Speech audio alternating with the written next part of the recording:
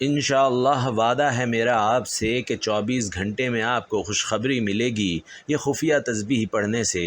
یقین نہیں تو ایک بار آزما لو۔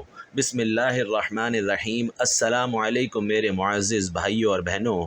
ایک ایسا وظیفہ آپ کو بتانے لگا ہوں جو صرف اور صرف 24 گھنٹے کے اندر، صرف ایک دن کے اندر ہی اپنا پورا کام کر دیتا ہے۔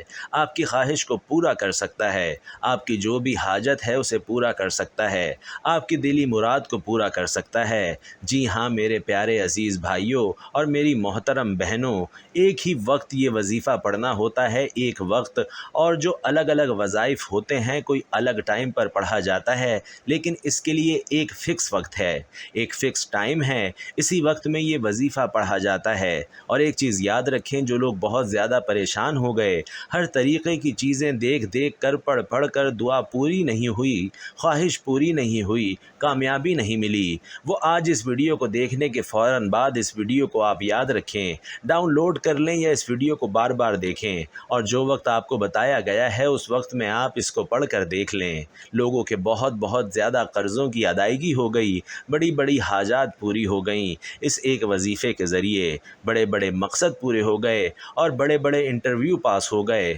بڑے بڑے عہدوں پر لوگ پہنچے، بڑی بڑی کامیابی پائی لوگوں نے اس وظیفے کے ذریعے۔ ایک بار ہی یہ وظیفہ پڑھا جاتا ہے اور وقت مشکل سے 10 منٹ لگتا ہے آپ کو اس کو پڑھنے میں۔ بہت جلدی سے میں آپ کو وظیفہ بتانے جا رہا ہوں، اور اس کی شرط یہی ہے کہ تازہ وضو کر کے یہ وظیفہ پڑھا جائے، پاک صاف ہو کر یہ وظیفہ پڑھا جائے، اور دل کے اندر سچا اور پکا یقین رکھ کر یہ وظیفہ پڑھا جائے۔ دل میں ذرا سا بھی شک ہو تو وظیفہ نہ پڑھیے، یہ چیز کا خیال رکھیں۔ جس کو یقین ہو وہی اس وظیفے کو پڑھے۔ بہت جلدی سے پڑھنے کا طریقہ یہ ہے، یہ خوشخبری پانے کا ایک عمل بھی سمجھیے گا۔ اللہ ایسے اسباب پیدا کرتا ہے کہ آپ کو خوشخبری اللہ نصیب کر دیتا ہے، ایسے راستے آپ کے لیے کھولتا ہے کہ میں کیا ہی کہوں، اس وظیفے کی تعریف میں کیا کروں۔ جب آپ پڑھو گے تو آپ کی آنکھوں کے سامنے خود شیشے کی طرح سب کچھ صاف ہو جائے گا۔ محترم ناظرین، سیدنا ابو ہریرہ رضی اللہ تعالی عنہ سے روایت ہے کہ رسول علیہ الصلاۃ والسلام نے فرمایا کہ تم میں بہتر شخص وہ ہے جس سے خیر کی امید رکھی جائے اور جس کے شر سے بے خوف رہا جائے، اور تم میں سے برا شخص وہ ہے جس سے خیر و بھلائی کی کوئی امید نہ رکھی جائے اور جس کے شر سے بے خوف نہ رہا جائے۔ دوستو، زندگی میں مشاہدات اور تجربات اہم باتوں اور یادوں کا پتہ دیتے ہیں۔ کبھی ایسا بھی ہوتا ہے کہ کیے گئے اعمال وقت کے دھارے میں بہتے چلے جاتے ہیں۔ اگر چراغ گل ہوتے ہیں تو یادوں کے چراغ روشن ہو جاتے ہیں، یاد کرنے کے لیے الفاظ اور جملے باقی رہ جاتے ہیں، یا پھر وہی یادوں کے چراغ جو اچھے اعمال کرتا ہے فلاح پاتا ہے، اگر ایک برائی کرے گا تو برائی کرتا چلا جائے گا۔ انسان کے نیک اعمال سیلاب کا رخ موڑ دیتے ہیں، آندھی اور طوفان بھی کچھ نہیں کر پاتے۔ اچھا انسان ریاضی کے صفر کی طرح ہوتا ہے جس کی اپنی کوئی قیمت نہیں ہوتی، پر وہ جس کے ساتھ جڑ جائے اس کی قیمت 10 گنا بڑھا دیتا ہے۔ اپنے کردار کو جتنا اچھا رکھ سکتے ہو رکھو، کیونکہ موت انسان کو مار سکتی ہے مگر اچھے کردار والے ہمیشہ زندہ رہتے ہیں، لوگوں کے دلوں میں بھی اور اچھے الفاظ میں بھی۔ بہترین انسان اپنے عمل سے پہچانا جاتا ہے، ورنہ اچھی باتیں تو دیواروں پر بھی لکھی ہوتی ہیں۔ اچھے اور شریف انسان کی پہچان یہ ہے کہ جب کوئی اس کے ساتھ سختی کرے تو وہ سختی سے پیش آتا ہے، جب اس کے ساتھ کوئی نرمی کرے تو نرم ہو جاتا ہے۔ برے انسان سے جب کوئی نرمی سے بات کرے تو سختی سے پیش آتا ہے، اور سختی سے بات کرے تو وہ دھیما ہو جاتا ہے۔ اچھا انسان کسی کا دیا ہوا دکھ بھلا دیتا ہے، مگر دی ہوئی محبت اور شفقت کبھی نہیں بھلاتا۔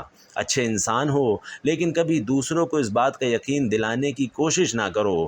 اچھا انسان مطلبی نہیں ہوتا، بس وہ ان لوگوں سے دور ہو جاتا ہے جو اس کی قدر نہیں کرتے۔ کوئی بھی شخص الفاظ کا چناؤ اپنے ظرف کے مطابق کرتا ہے، جتنا ظرف ویسے الفاظ، اور ظرف دو چیزوں کا پتہ دیتا ہے، تربیت کا اور نیت کا۔ چھوٹے ظرف کے آدمی کو بڑا عہدہ اور رتبہ مل جائے تو آدمی بڑا نہیں ہو جاتا بلکہ منصف کی مٹی پلید ہو جاتی ہے۔ جو خالق سراپے خیر وہ فرشتہ، جو سراپے شر وہ شیطان، اور جو شر و خر کا مجموعہ وہ حضرت انسان۔ ہر انسان میں خیر بھی ہے اور شر بھی ہے۔ انسان کو خیر کو ظاہر کرنا چاہیے تاکہ وہ اچھا انسان بن سکے۔ انسان کے لیے تزکیہ نفس ناظرین بہت ضروری عمل ہے۔ جب تک وہ اپنے نفس پر قابو نہیں پائے گا اس کا اچھا انسان بننا مشکل ہے۔ اچھا آدمی بات کرے تو اس کی بات میں وزن ہوتا ہے۔ اگر وہ گفتگو کر رہا ہے تو اس کی بات کی اہمیت ہوگی۔ وہ دلائل سے بات کرے گا تو اہمیت اور بڑھ جائے گی۔ وہ اپنی بات کرنے میں جس قدر دلائل دے گا اسی قدر اس کی بات کی اہمیت ہوگی۔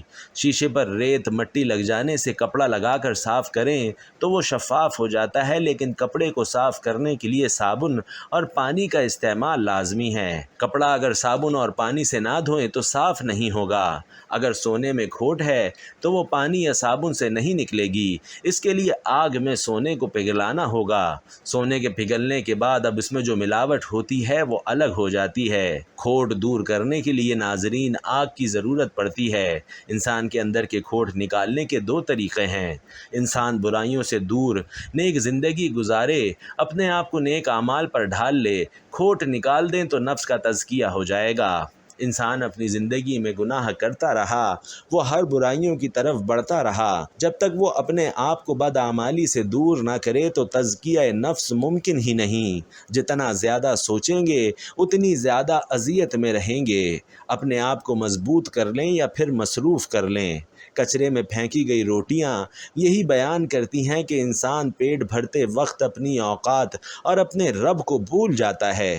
خوش نصیب وہ ہے جو اپنے نصیب پر خوش ہے۔ رشتہ وہی کامیاب رہتا ہے جو دل سے جڑا ہو۔ ضرورت، مطلب اور غرض سے جڑا رشتہ کبھی نہیں چلتا۔ جو دوسروں کو عزت دیتا ہے اصل میں وہ خود عزت دار ہوتا ہے، کیونکہ انسان دوسروں کو وہی کچھ دیتا ہے جو اس کے پاس ہوتا ہے۔ انسان خود عظیم نہیں، اس کا کردار عظیم ہے۔ اچھے انسان کی سب سے پہلی اور سب سے آخری نشانی ہی یہ ہے کہ وہ ان لوگوں کو بھی عزت کرتا ہے جن سے اسے کسی قسم کے فائدے یا مفاد کی توقع نہیں ہوتی۔ دوستو، بڑا انسان وہ ہے جس کی محفل میں کوئی خود کو چھوٹا نہ سمجھے۔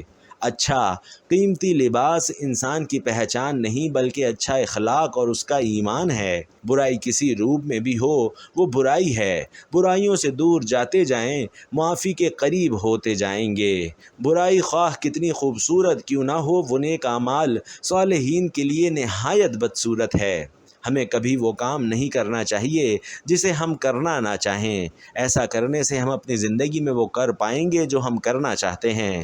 اگر خوش رہنا ہے تو دو چیزیں بھول جائیں: برا سلوک جو کسی نے آپ کے ساتھ کیا، اور وہ اچھا سلوک جو آپ نے کسی کے ساتھ کیا۔ چار چیزوں کو ہمیشہ سنبھالیں: نماز میں دل کو، تنہائی میں سوچ کو، محفل میں زبان کو اور راستے میں نگاہ کو۔ زندگی خود بخود سنبھل جائے گی۔ ایک مرتبہ ایک مینا نے چڑیا سے پوچھا کہ انسان ہر وقت دکھی، پریشان اور افسردہ کیوں رہتا ہے؟ چڑیا نے سوچ کر کہا، شاید انسانوں کو اللہ پر کامل یقین نہیں ہے، اس لیے وہ پریشان، دکھی اور افسردہ رہتے ہیں۔ دوستو، جن کا اللہ تعالیٰ پر کامل یقین ہوتا ہے وہ ہماری طرح پرسکون اور مطمئن زندگی گزارتے ہیں۔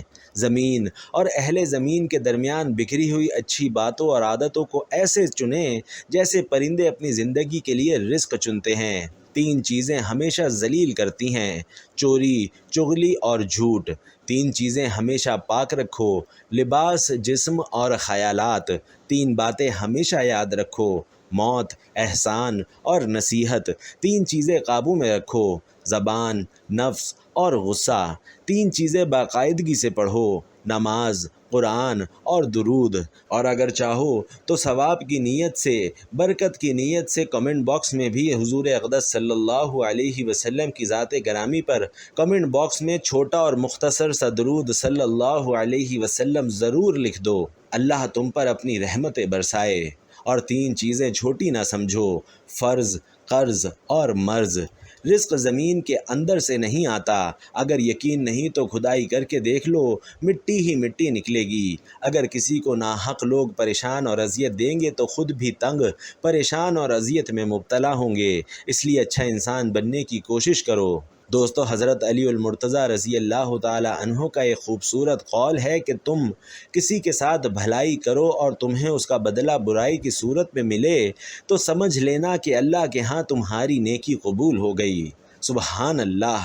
اسی طرح حضرت علی رضی اللہ تعالی عنہ سے کسی نے پوچھا کہ یا علی، انسان کب برا بنتا ہے؟ آپ رضی اللہ تعالی عنہ نے کیا ہی خوبصورت جواب دیا۔ آپ نے فرمایا، جب وہ اپنے آپ کو دوسروں سے اچھا سمجھنے لگ جاتا ہے تو پھر وہ برا انسان بننا شروع ہو جاتا ہے۔ ناظرین، اچھے انسان کے ساتھ ہمیشہ برا کیوں ہوتا ہے؟ اچھائی کے بدلے میں اسے رسوائی کیوں ملتی ہے؟ خوشحالی کے بجائے تنگ دستی ہی کیوں ملتی ہے؟ صحت کے بجائے بیماریاں کیوں ملتی ہیں؟ اور خوشیوں کے بجائے غم کیوں ملتا ہے؟ نیک اور اعمال صالح کے باوجود، صدقہ و خیرات کرنے کے باوجود، اچھے اخلاق ہونے کے باوجود اسے پریشانیاں اور مصیبتیں ہی کیوں ملتی ہیں؟ سب سے پہلے جان لیتے ہیں کہ اچھا انسان ہے کون۔ صحیح مسلم کی روایت ہے کہ رسول علیہ السلام نے فرمایا کہ تم میں سے سب سے اچھے وہ ہیں جن کے اخلاق سب سے اچھے ہیں۔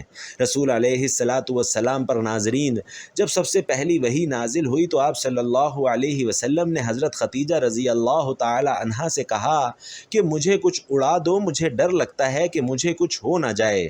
تو وہ کہتی ہیں کہ واللہ، اللہ آپ کو کبھی رسوا نہیں کرے گا۔ وہ کہتی تھیں کہ اللہ آپ کو کبھی رسوا نہیں کرے گا، اس لیے کہ آپ رشتہ داری کو جوڑتے ہیں۔ پھر وہ کہتی ہیں آپ کمزوروں کا بوجھ اٹھاتے ہیں، آپ مہمان نوازی کرتے ہیں، مطلب کہ لوگوں کے ساتھ اچھا سلوک کرتے ہیں، جو مہمان آتے ہیں ان کی مہمان نوازی کرتے ہیں، مصیبت میں لوگوں کی مدد کرتے ہیں، لوگوں سے سچ بولتے ہیں، اللہ آپ کو ضائع نہیں کرے گا۔ یہ سب اچھی عادات ہیں جن کا تذکرہ ہو رہا ہے۔ اچھے انسان کی ناظرین خوبی یہ ہوتی ہے کہ وہ ہمیشہ سچ بولتا ہے، جھوٹ نہیں بولتا۔ اچھے انسان کی یہ خوبی ہوتی ہے کہ وہ کبھی غمزور یا غریب انسان پر ہاتھ نہیں اٹھاتا اور نہ ہی اس کی تذلیل کرتا ہے۔ اچھے انسان کی یہ بھی ایک خوبی ہوتی ہے کہ وہ اپنے دشمن کے لیے بھی اچھے الفاظ کا استعمال کرتا ہے۔ بہترین انسان کی یہ بھی خوبی ہے کہ وہ دوسروں کے لیے عزت اور تکریم اور ہمدردی کے جذبات رکھتا ہے۔ اچھے انسان کبھی بھی دوسروں کو اپنے سے کمتر نہیں سمجھتا۔ اچھا انسان لڑائی جھگڑوں کو پسند نہیں کرتا۔ اچھے انسان کی ایک بہت بڑی خوبی یہ بھی ہے کہ وہ دوسروں پر کبھی طنز نہیں کرتا۔ اچھے انسان کی یہ ایک بہت بڑی خوبی ہوتی ہے کہ وہ دوسروں کو کبھی گالی نہیں دیتا۔ اچھے انسان کی سب سے بڑی خوبی یہ ہوتی ہے کہ وہ اللہ کے سوا کسی سے نہیں ڈرتا۔ اچھا انسان ہمیشہ وہ کام کرتا ہے جس میں اللہ تعالیٰ اور اس کے نبی علیہ السلام کی خوشنودی ہو۔ اچھے انسان کی سب سے پہلی اور سب سے آخری نشانی یہ ہے کہ وہ ان لوگوں کی بھی عزت کرتا ہے جن سے اسے کسی قسم کے فائدے یا مفاد کی توقع نہیں ہوتی۔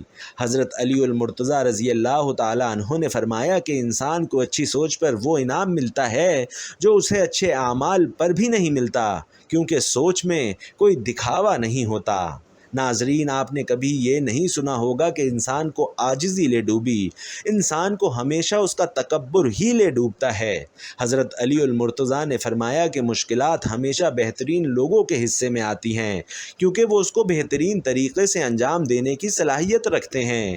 معافی کا مطلب گلے لگانا نہیں، بلکہ یہ عہد کرنا ہے کہ جو اذیت اس نے مجھے دی وہ میں نے اس کو نہیں دینی۔ اس لیے اگر کوئی آپ کا دل دکھائے، کوئی آپ کو اچھائیوں کے باوجود برائی کرے تو اسے معاف کر دیا کرو۔ بزرگ فرماتے ہیں کہ اچھے لوگوں کو ٹھوکر مارو گے تو وہ ٹوٹیں گے نہیں، پھسل کر تمہاری زندگی سے دور چلے جائیں گے۔ اللہ تعالیٰ فرماتے ہیں کہ تمہارا رب خوب جانتا ہے کہ تمہارے دلوں میں کیا ہے، اس لیے اگر آپ اچھے ہیں تو اچھے بنے رہیے۔ کسی کو ثابت کرنے کی ضرورت نہیں ہے کہ آپ کتنے اچھے ہیں، کیونکہ اللہ دلوں کے حال بخوبی جانتا ہے۔ زندگی میں کبھی کوئی آپ کا کردار اٹھا کر چوک میں لٹکا دے تب بھی اطمینان رکھنا، کیونکہ عزت اور ذلت صرف اور صرف میرے اللہ کے ہاتھ میں ہے۔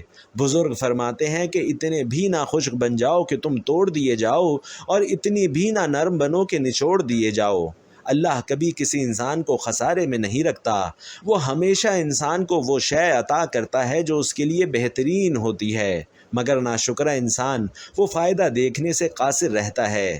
حضرت شیخ عبد القادر جیلانی رحمۃ اللہ علیہ فرماتے ہیں کہ اے انسان، تو کہتا ہے کہ میں جس سے محبت کرتا ہوں اسے جدا کر دیا جاتا ہوں، کبھی بیماری سے، کبھی عداوت سے، کبھی غلط فہمی سے، کبھی موت سے، ہر قیمت پر مجھ سے جدا کر دیا جاتا ہے۔ اے نادان، تو وہ خوش قسمت ہے جس پر اللہ تعالیٰ نے غیرت کھائی ہے کہ حقیقت میں اللہ تجھے اپنے لیے چاہتا ہے اور تو غیر کا ہونا چاہتا ہے۔ غیر کے پیچھے بھاگے گا تو اللہ تجھے اس کے ہاتھوں توڑے گا، اور جب تو اللہ کا ہو جائے گا تو ساری مخلوق تیرے قدموں میں لا بٹھائے گا۔ تیرے رشتہ دار، تیری محبتیں، تیری آسائشیں تجھے لوٹا دی جائیں گی، تیری دولت واپس تجھے کر دی جائے گی، اور جن سے تو محبت رکھتا ہے وہ رویا کرتے تھے، اب وہ تیرے لیے روئیں گے، مگر اب تیرا دل ان سے بے نیاز ہو چکا ہوگا۔ جب تک تو ان چیزوں کو دور نہ کر دے یہ تجھے تکلیف دیں گی۔ بے شک ہر محبت دکھ دیتی ہے سوائے اللہ کی محبت کے۔ ناظرین، سچے انسان میں پھر ایک برائی ہوتی ہے، اور وہ یہ کہ وہ سب کو اچھا سمجھ لیتا ہے۔ حضرت علی المرتضیٰ رضی اللہ تعالیٰ عنہ نے فرمایا کہ کوئی کسی سے نہ ڈرے سوائے خدا کے، اور نہ کوئی کسی سے امید رکھے سوائے خدا کے۔ کسی کی راہ میں ناحق مشکلات پیدا کرنے سے پہلے سوچ لے کہ آپ اس کی صرف دنیا خراب کر رہے ہیں لیکن اپنی آخرت تباہ کر رہے ہیں۔ ایک شخص حضرت علی المرتضیٰ رضی اللہ تعالیٰ عنہ کی خدمت میں پیش ہوا اور کہنے لگا، یا علی، آپ فرماتے ہیں کہ اللہ نے زمین پر ہزاروں نعمتیں انسانوں کے لیے پیدا کی ہیں، تو یہ دکھ، تکالیف، بیماریاں، پریشانیاں اللہ تعالیٰ نے کیوں پیدا کی ہیں؟